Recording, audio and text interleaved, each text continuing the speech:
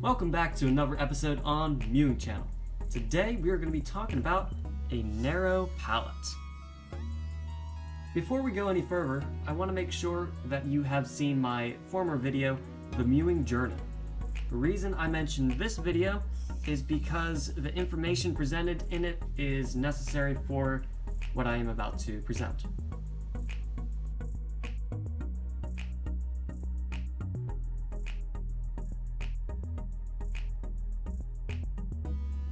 So, what exactly is a narrow palate, or more so, how wide is a narrow palate?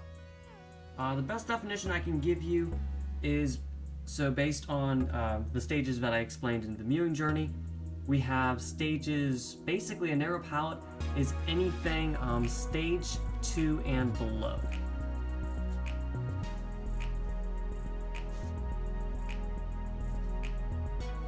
Also, with a narrow palate, at some point within a 24-hour day, you are going to be mouth breathing.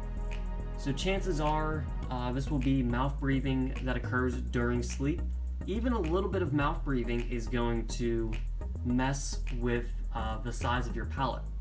The reason for this is because your tongue is supposed to be on the roof of your mouth virtually 24/7. When it's not on the roof of your mouth, then what's keeping the intermolar width? What is actually keeping your palate upwards and forwards? What is actually keeping your palate where it is and as wide as it is? The tongue is responsible for all of that.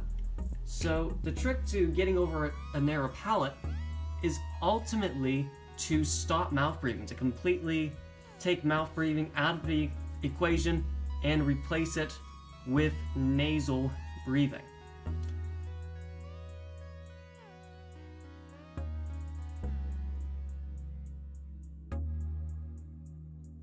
When the tongue can stay on the palate during sleep, that means you have transcended stage 2 and have moved up to stage 3. Once at stage 3, it is possible for the tongue to stay on the palate virtually 24/7. As a result, from the tongue being on the palate for so long, the palate will no longer be narrow. Yeah, and it's not going to be just a palate, it's going to be wide, or maybe let's just say a huge palate. Oh darn, it's out of frame.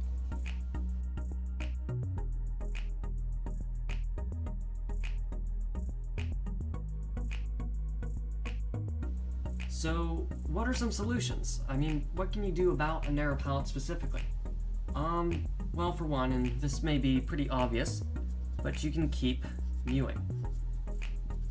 And if you keep mewing, this will, over the course of a year or two, or depending on how bad your malocclusion is, this will definitely work. It's more of a long-term than a short-term solution.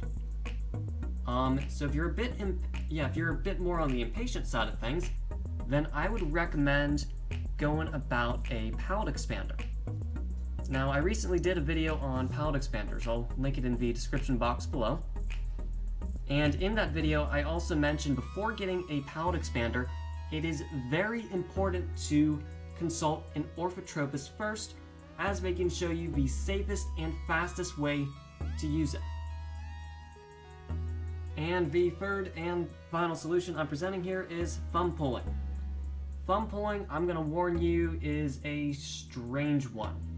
By that, I mean it's, even mewing is not very well known, but there are more people who mew.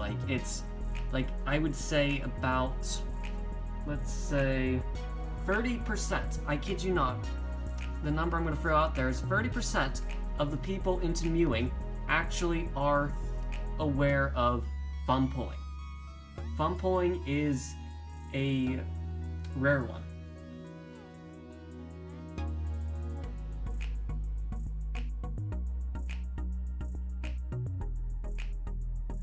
So thumb pulling, when safely and properly done, can lead to quite a good bit of expansion. In fact, I've been experimenting with it myself for nearly a year, and with good results. The only thing about thumb pulling is you are doing it virtually every waking hour of a day. So you do it like about once every waking hour of a day. So at the end of the day, you've spent, you've done about 6 to 8 sessions of thumb pulling by the end of the day. Do I personally recommend it? It's as a short-term thing. If you can't get your tongue up on your palate, then that's the time to do thumb pulling. But if you can get your tongue on your palate, I would not mess with thumb pulling in that case. Now, I'm not dissuading you from messing with it at all. I will leave a link in the description box below, linking the article in which I first heard about thumb pulling, and I'll let you make your decision from there. Now, I may do a video on thumb pulling in the future, so I've been thumb pulling now for, 10 months. Dang, 10 months. And I do, once I've been thumb pulling for a year, I do plan on doing a video explaining it, and in fact, I've actually modified the standard method to make it much quicker and just all around better.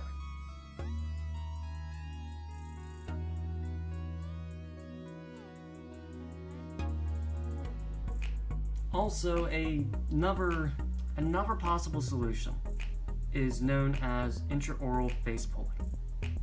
This one, personally, I have not done myself. I am looking into it. Done properly, I've seen all sorts of crazy things happen. I mean, it does look like a potential serious solution. I can't really recommend it at this point because I still have yet to try it, but it definitely looks interesting, and I do highly advise doing some research into it, because it may be, not to say it's going to be a golden ticket, but hey, who knows.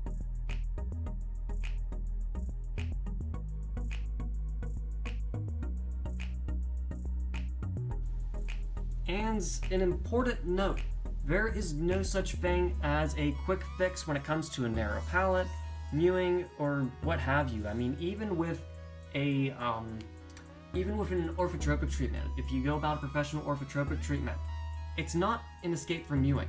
In fact, you're going to have to put a whole lot of effort into building up the strength and tonicity of your tongue and jaw muscles.